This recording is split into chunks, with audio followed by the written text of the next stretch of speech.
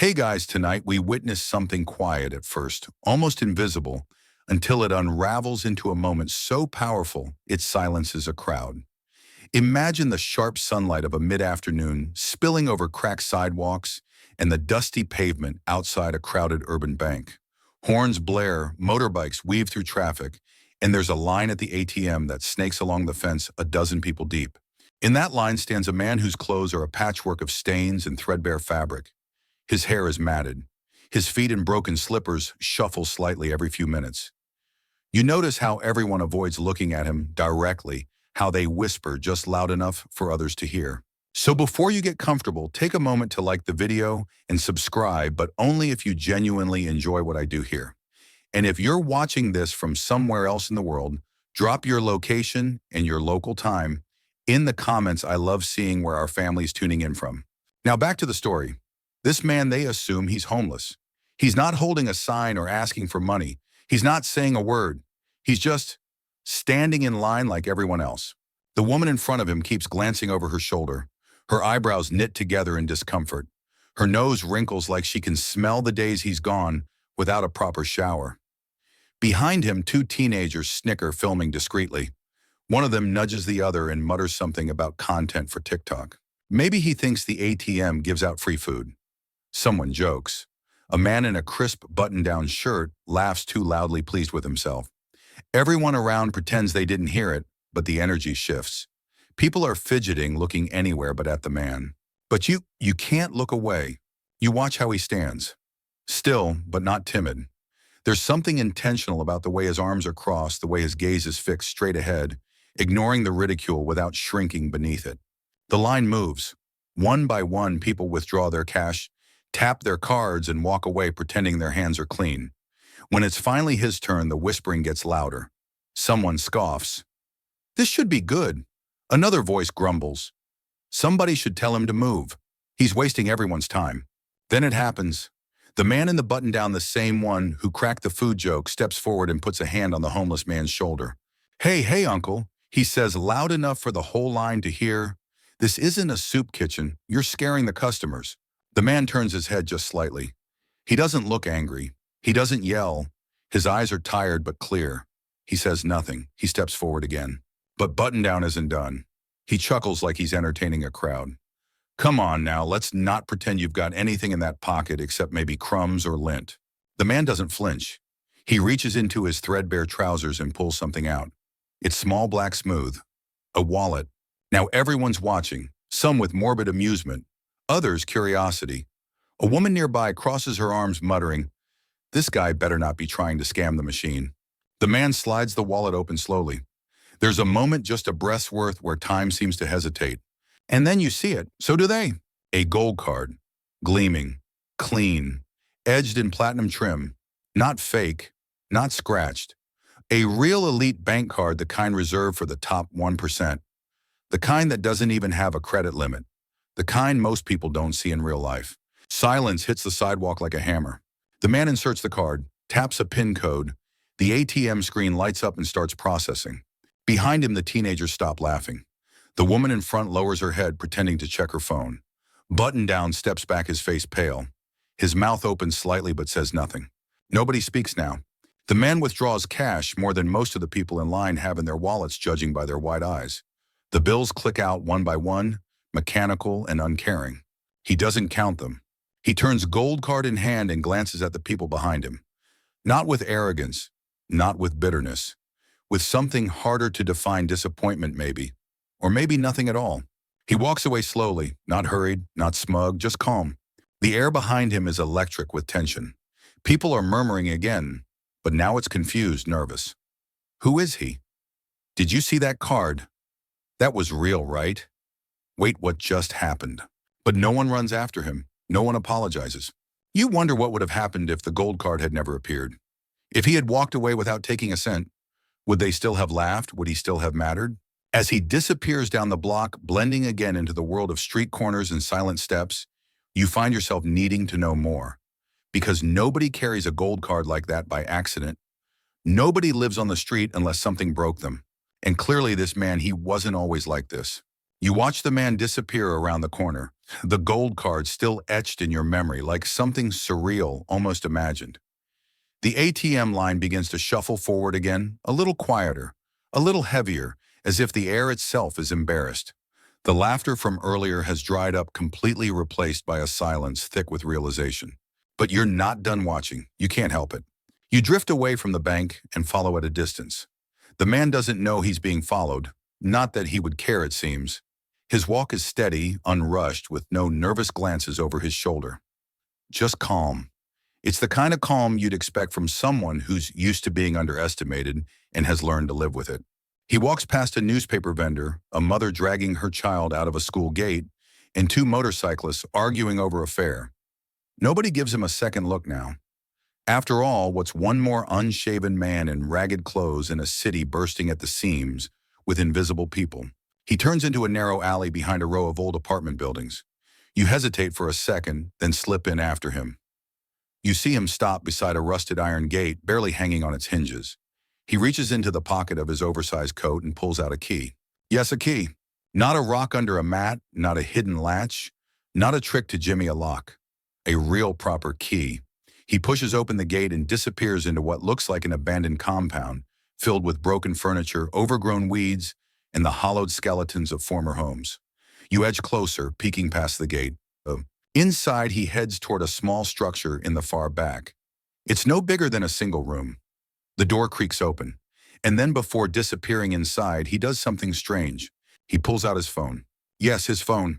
Not a brick phone, not a donation, a sleek, expensive smartphone with a cracked screen but visible power.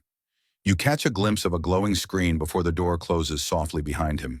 What kind of homeless man has a gold card and a smartphone? You turn to leave, questions pinging in your brain like fireworks, but the next few days they answer some of them for you. Because 48 hours later, a video surfaces online. It's the footage someone took at the ATM, the gold card, the moment he withdrew the cash, the crowd frozen in disbelief. It goes viral fast. Mystery homeless man flexes. Gold card becomes a trending caption. Memes pop up, edits flood TikTok, and everyone suddenly wants to know, who is he? People start hunting. Comment sections explode with theories. Some think he's a prankster. Others call him a fallen billionaire. A few even speculate he's part of a social experiment. Then someone posts a new clip, blurry film from across the street. It shows him again, this time outside a small church, handing cash to the elderly groundskeeper. The caption reads, he just gave this old man $50,000 and walked away. No cameras, no words. And suddenly sympathy replaces mockery. Now they want to know his story. People begin calling him the gold card ghost, and amateur investigators dig into online forums, asking if anyone recognizes his face. Still, he stays silent. No posts, no interviews, no public appearances. Until one rainy afternoon, a freelance blogger publishes an article titled, I Knew Him Before the Streets. And that's when the truth starts to spill. His name was Obinna. Once years ago, Obinna had been the rising star at a fintech startup that made headlines across Africa. Bright, charismatic, a real visionary. The blog said he graduated top of his class in economics and had been recruited straight into a multinational bank. At 27, he was already a senior analyst. At 30, he was on track to be the youngest regional director the firm had ever seen. Then he vanished. No explanation. One day he was in boardrooms shaking hands with men in suits. The next gone. No email, no resignation. Just disappeared from the corporate world. The article only gave hints of rumored betrayal, a legal scandal, someone else taking credit for his invention. Nothing confirmed. But it paints enough of a picture. And suddenly the gold card makes sense. The silence makes sense. The dirt, the coat, the eyes that looked past people instead of at them. It all begins to line up in your head like a puzzle finally finding its frame. And now people are angry. Not at him, but at themselves. Commenters begin apologizing. I laughed at him in that video. I feel ashamed. Others reflect on their own biases. One post reads, it scares me how quickly I decided he was worthless just because of his clothes. But Obinna doesn't react. Not yet. Instead, he continues as he always did, disappearing into alleyways, sitting quietly under trees, showing up in unexpected places, often giving small acts of kindness when no one's watching. Then a new video drops. This one isn't candid. It's deliberate. Obinna sitting on a wooden bench under the rusted awning of his compound, looking into the camera. The video is 2 minutes long. His voice is low, quiet even. I didn't disappear. I was erased.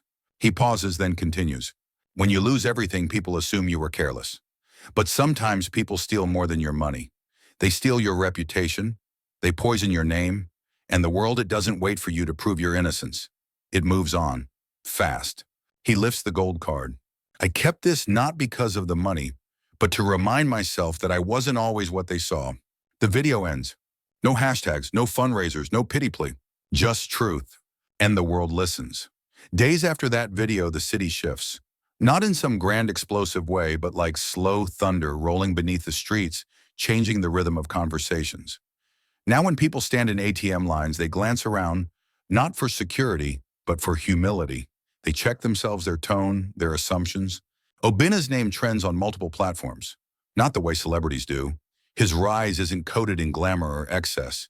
It's more like a reckoning, a mirror held up to a society that forgot how to see beyond the surface. A journalist manages to track him down, not an international network, but a young woman named Temi, who runs a community news blog focused on social change. She approaches him gently without a microphone or camera crew, just her notebook and the respect he's earned. He doesn't turn her away. They sit in the shade of a jacaranda tree, the petals falling like soft confetti on the cracked pavement. His coat is the same, his slippers too, but today he holds his posture a little differently, less burdened. Temi listens more than she speaks. When he tells his story, she doesn't interrupt, doesn't blink too much, doesn't try to tidy the truth with neat journalistic bows. He talks about the year he lost everything. Not just the job, but his father, his home, and his dignity. It happened fast. One boardroom betrayal, a rigged investigation, a friend turned stranger. Accusations of embezzlement. No court trial, just office gossip and a termination email at 2:13 a.m. That email broke him more than the rumors, because in it there were no goodbyes. Just corporate language, cold, brutal efficiency. He sold everything to stay afloat, his car, his apartment, his suits. He thought it would be temporary, but weeks became months. Doors stopped opening. People stopped picking up his calls. The silence was its own kind of violence. Then came the streets. No cardboard sign, no begging bowl. Just a decision if the world had already decided he was no one, he'd let it. And so Obinna walked away from the system that erased him. He withdrew a large sum of money from a forgotten account, locked his remaining assets, and kept the gold card as proof not for others, but for himself. A relic, a reminder. Temi publishes the interview 2 days later. It's titled Gold Card Broken Man, Unbroken Will. It goes viral again, but this time for all the right reasons. A quiet campaign begins, not one that Obinna starts, but one the people around him feel moved to create. A youth tech collective offers to partner with him. A bank executive who once fired him under pressure from corporate politics issues a public apology. Obinna doesn't respond to it. Instead, he begins spending more time in the community. He visits local schools not as a speaker, but as a silent mentor. He buys food for families without asking for credit. He meets with young boys who roam the streets like he once did and teaches them how to build websites using free cafe Wi-Fi and donated laptops. And one day a man named Say, clean-shaven, expensive watch leather loafers, approaches Obinna in the park. Say was one of the people at the ATM that day. He had laughed.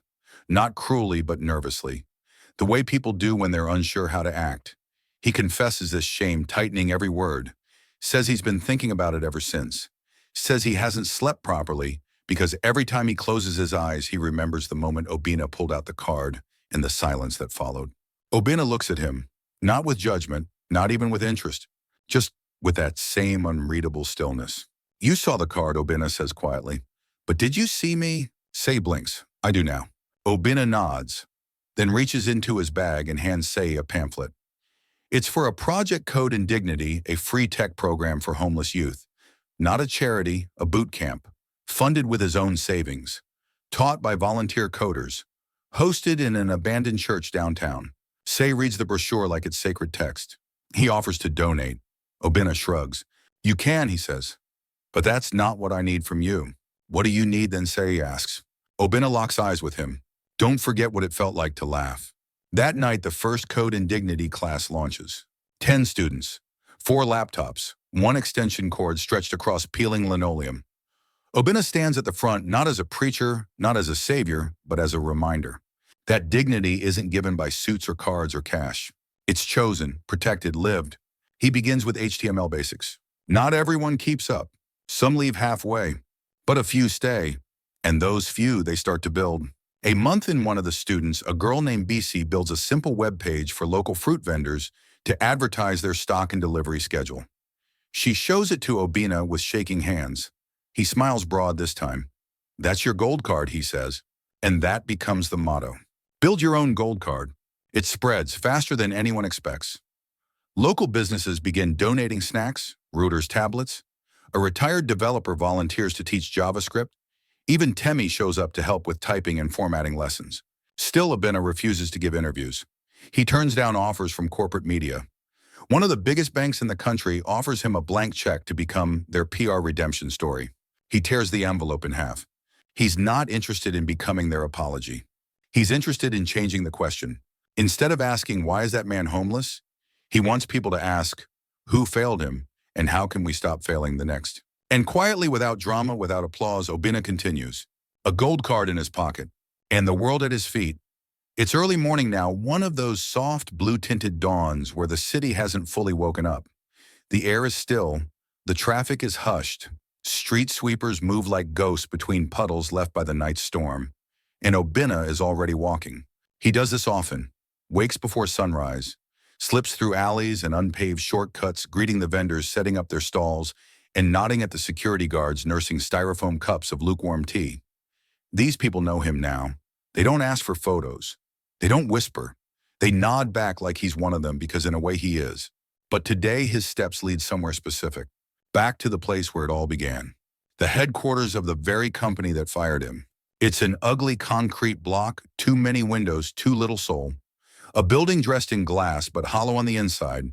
As he approaches the revolving doors, the guards tense old reflexes. But one of them recognizes him, squints and hesitates. "Sir." "Obina." Obina smiles gently. "Good morning." The guard's mouth opens, then closes again. He steps aside without another word. Inside, the lobby smells like money and polished marble. Suits brush past him without recognition. Most don't even glance. A few sneer. You can almost hear their thoughts, "Who let the beggar in?" He checks in with the receptionist, who blinks at the name and stammers. A few taps on her keyboard confirm it. He has an appointment. He's expected. The elevator ride is long and silent. 12 floors up. At the top, the executive conference room looms with its frosted glass and long table. 6 men and 1 woman wait inside, seated like judges, behind bottled water and untouched notepads. These are the directors, the ones who replaced him. He steps inside, slow and quiet. One of the men, older now, clears his throat. "Mr. Obina, we're surprised." "I imagine you are," he replies, taking the empty seat at the end of the table. There's tension here. Not hostility, but the kind of discomfort that makes people sit straighter and suddenly remember their manners. Another director leans forward. "We heard about your philanthropic efforts, the program, the attention online. It's impressive." "Thank you," Obina says calmly. "But I'm not here for compliments." A silence stretches across the room like static. He places a file on the table, opens it slowly. Inside are documents, purchase offers, share acquisitions, sealed agreements. Over the last 6 months, without the board knowing, Obina has been buying up the company piece by piece, through holding firms, silent investors, shells and shadows. Now he owns 52% of it. One man whispers, "Impossible." The woman on the left gasps audibly. Why would you?" Obina meets their eyes one by one. "I didn't come back for revenge," he says. "But I did come back for closure." He lays down the final sheet, a signed letter of reorganization. The company will be split, half sold, the other half restructured into a nonprofit subsidiary focused on social enterprise. The street cleaners, janitors, night guards, everyone once considered invisible, will now receive benefits, training, and paths to real careers, not just survival wages. "Effective immediately," he says. "But this will destroy the original brand," a director sputters. Obina doesn't blink. The brand destroyed itself the day it forgot the people who built it. Someone stands pushing back his chair in anger, but Obina doesn't flinch. "I'm not here to fight," he says, voice even. "I'm here to fix what you broke." And in that moment, none of them can stop him. Because the gold card wasn't power. It was the reminder of who he'd been before their betrayal and who he refused to stop being. He leaves the room before they can respond, steps back into the elevator alone, a single bead of sweat trailing down his temple, not from fear but from release. On the ground floor, the same receptionist watches him pass. This time she smiles. "Sir," she calls after him, "I saw that video. The one at the ATM." He pauses, turns back curious. She clears her throat, hesitant. "I was in that line. I was two people behind you. I laughed." He studies her face, not with accusation, just quiet attention. She lowers her eyes. "I'm sorry." He nods once. "Don't be sorry, just remember." Outside, the sun has risen higher now, painting gold across the tops of traffic and storefront signs. Obinna steps onto the street with the kind of purpose that comes not from revenge, but from healing.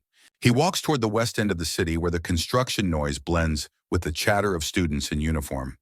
Where his new office, a modest two-story space above a used bookstore, is being repainted in bright blues and warm earth tones. He meets with his new team, young, scrappy, passionate. Some of them are former cleaners. Others are students from the first coding class. One is a boy who once lived in the same abandoned lot where Obinna stayed for a year. They brainstorm job outreach programs, affordable housing partnerships, a mobile app that matches skilled homeless people to small business gigs. Obinna listens more than he speaks. And when someone says we should call this project Homeless No More, he chuckles. "No," he says gently, "they were never homeless, just unseen." Later that evening, Obinna sits by the window of a tiny corner cafe. A little girl selling groundnuts outside approaches, eyes bright. He buys a handful, slips in an extra note. She thanks him and skips away. The woman behind the counter asks, "Why didn't you just give her a big bill?" Obinna smiles faintly. "Because she didn't ask for pity, she asked for a sale." 2 months have passed and the buzz has finally begun to settle. The headlines have shifted to something else: politics, celebrity scandals, new technology launches. But in the corners of the city where stories rarely make the front page, Obinna's name still travels in quiet waves. His new office hums with the sounds of keyboards, clacking footsteps, and soft laughter. The unseen now run strategy meetings, manage operations, and write code that powers tools being used in schools, clinics, and markets. Obinna isn't the center of attention here. He's the anchor. He shows up before most, brews coffee for the early birds, fixes chairs, replaces light bulbs. No task is beneath him. And every Friday he still returns to the old compound where he once slept. It hasn't been torn down. Instead, he transformed it. The rusted gate now bears a hand-painted sign, House of Second Chances. Inside, a community garden replaces the weeds. A tool shed, a small library, and 2 portable classrooms stand where old mattresses once lay. It isn't flashy, but it breathes.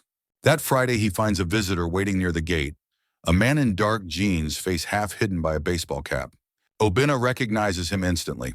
It's the banker, the man in the button-down shirt, the one who had placed a hand on Obinna's shoulder and told him to move aside, the one whose joke had sparked the laughter. For a moment, neither says anything. Then the man removes his cap, revealing tired eyes and the shame etched in his expression. "I didn't think you'd remember me," he says. "I do," Obinna replies. "You were loud." The man flinches but nods. "I came to apologize, properly, not online, not in a DM, in person." Obinna looks at him, studying more than his words, his stance. The tremble in his fingers, the regret that seems too heavy for performance. "You didn't know," Obinna says finally. "I didn't want to," the man replies. And there it is, truth, sharp and unvarnished. Obinna gestures for him to sit on the bench inside the compound. They do, side by side. Not friends, not enemies. Just 2 men trying to make peace with a world that moved too fast for both of them. The man talks. He lost his job 3 weeks after the video went viral. Not because of the video, but because of cutbacks. He had worked there 12 years, and just like Obinna once had, he received no warning, no thank you, just a final email. "I thought I was better than you," the man admits. "Until I found myself standing where you stood on the outside." Obinna listens but doesn't interrupt. The man continues. "I wanted to give up. I was so angry. And then I remembered your face. You didn't yell. You didn't defend yourself. You just stood there, took it, and walked away like you had nothing to prove." Obinna finally speaks. "I didn't. Not to them." The man nods, then reaches into his bag and pulls out a small envelope. "It's not much," he says. "Just something I want to contribute. I've been working delivery gigs, saving what I can. Maybe your center could use it." Obinna doesn't take the envelope. He places his hand gently on the man's instead. Come back next week, not with money, with time. The man blinks. Time. Obina smiles. You were in finance, right? Teach a budgeting class. Show someone how to open a savings account. The man nods slowly. I can do that. Then start there, Obina says. That Saturday, the man returns, wears a plain shirt, brings a notepad, stands in front of 7 people, 3 women, 2 teens, and a quiet older man with the weathered hands of someone who's seen hard labor. The man begins to teach. Simple things. How to manage small income. How to avoid loan sharks. How to build credit. No jokes, no arrogance, just service. And Obina, watching from the doorway, smiles. Later that week, another familiar face appears. Temi the journalist comes bearing news. She's been invited to speak at a global storytelling summit, and she wants to feature House of Second Chances as part of her keynote. Obina shakes his head at first. I didn't do this for stages, he says. But people listen on stages, Temi replies. He sighs. I'm not good at cameras. I'd rather be here. She shrugs. Then let me speak for you. They need to hear it. He agrees reluctantly. When Temi speaks, her voice carries across borders. Her keynote is clipped and shared across platforms. The phrase gold card humility begins trending, used to describe acts of quiet dignity from people society often ignores. A month later, a package arrives. No return address. Inside a brand new laptop, a handwritten note, and a black envelope containing a check. N500000. The note is short for every gold card hidden under rags. Keep seeing them. Obina never learns who sent it, but he uses it to build a 3rd classroom, buys uniforms for students, hires 2 new instructors. One of them is BC, the girl who built the vendor website. Now she's teaching others. As for the gold card, he still has it, still keeps it tucked inside his wallet, but he no longer needs it as proof. Now every face he sees, every child who learns, every hand that plants in the garden, every student who logs into a computer for the first time becomes its own kind of gold. And the man once laughed at on the street. Now he walks through the city with heads bowing slightly in respect, not because of what he holds, but because of what he's become. The seasons shift. Rainstorms soften into humid skies. Dust settles over the city's bones again. Life carries on. But for Obina, nothing returns to what it once was, not because of revenge, but because the foundation he rebuilt himself on is stronger now. Rooted in quiet resilience, not recognition. The name House of Second Chances spreads beyond the city limits. Students from rural communities begin arriving by bus, some with torn backpacks, some with no shoes, each carrying the same thing, a story of being dismissed, laughed at, forgotten. Obina greets them all with the same nod. Not sympathy, not pity, just recognition. He knows that look in their eyes, the mixture of pride and shame, of hunger and hope. He knows what it's like to walk through crowds who don't see you. He knows how heavy silence can become. And now he uses that knowledge to lift them. There's no official curriculum in his center. Every student is taught according to their path. Some learn how to code, some learn how to budget. Others just learn how to trust again, how to speak without apology, how to sit in a room without shrinking. Obina spends his days moving between rooms, helping, listening, teaching, always watching. He notices when a boy starts skipping lessons. He sees when a girl flinches every time someone raises their voice. He intervenes not with punishment, but with conversation, with stories of his own past, with truth. One evening just before sunset, a woman walks into the compound. She's dressed modestly but with elegance. A small leather purse, worn shoes polished to a mirror shine. She introduces herself simply, "My name is Tonya." Obina's eyebrows lift. Tonya, from the old firm. She nods. I was HR. Of course she was. She had sent the email, the one that told him in perfect corporate grammar that his services were no longer needed. He doesn't react. She continues, I've seen the videos. I've read the interviews. I came, not to defend myself, just to say I was wrong. Obina sits across from her under the jacaranda tree. She sighs. I was scared back then. They told me to let you go. I didn't ask questions. I told myself it was just a job. But it wasn't. It was your life. And I helped ruin it. He studies her. She isn't here for absolution. She's here because something inside her broke too and never healed. I appreciate your honesty, he says. I want to help now, she adds. If there's a place here for me, Obina smiles faintly. There's always a place for those who choose to see. She stays. Starts small. Cleaning, filing, then counseling. She listens to the students, some of whom have never told their stories out loud. And because she once erased someone, she now works to restore others. Obinna expands the program, further partnering with small businesses to create apprenticeship pipelines. He creates a mobile mentorship network matching each graduate with someone in their desired field. He brings in therapists, storytellers, community elders. And yet he never chases fame. Every time a sponsor wants a photo op, he gently declines. Let the work speak, he says. Then one day something unexpected happens. He receives an invitation, sealed, formal, and gold-trimmed. It's from the National Bank. They're hosting a gala, a celebration of innovation and community leadership. They want to award Obinna with their highest honor, publicly. He sits with the letter for days, unsure. In the end, he goes. But he doesn't arrive in a tuxedo. He wears the same gray coat, the same worn shoes. He stands on the grand stage under the chandelier lights and speaks into the mic. I was once invisible to this very system. I stood in your lines and you laughed. But I don't carry that pain as bitterness. I carry it as memory, a memory that reminds me to never look away from someone just because they look like they've fallen. Applause erupts, not the performative kind, real, rising. He steps off the stage, places the award gently in the hands of one of his students, and walks out before the champagne is poured. That night, back at the House of Second Chances, a group of new students sit huddled on the floor waiting for their first lesson. Obinna steps in, places his gold card on the table where all can see and says, "This is not success, this is a receipt." He points at them. "You are the product." The lights flicker. Someone laughs nervously, but there's a fire in their eyes now, a spark that wasn't there before.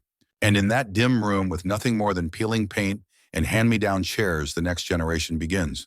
Not loud, not viral, but real and unstoppable. So now, close your eyes for a moment. Picture the quiet man in the gray coat walking the same streets where people once laughed at him. Only now those streets whisper his name with respect. Not because he shouted for it, not because he demanded recognition, but because he earned it day by day, hand by hand, one broken soul at a time. Obinna never needed applause, never chased revenge. He simply remembered what it felt like to be dismissed, and he let that memory shape something softer, something kinder, something enduring. Maybe tonight, wherever you are, there's someone like Obinna nearby. Someone you walked past. Someone you glanced at then looked away. Someone you've decided has nothing left to offer. But maybe there's a gold card in their pocket. Maybe they're carrying more than they show. Pain, potential, power. Maybe they just need someone to see them. And maybe that someone could be you. Sleep well tonight, my friend. Remember the story. Carry it with you tomorrow. And when you pass a stranger on the street, look again, not with suspicion, with curiosity, with kindness.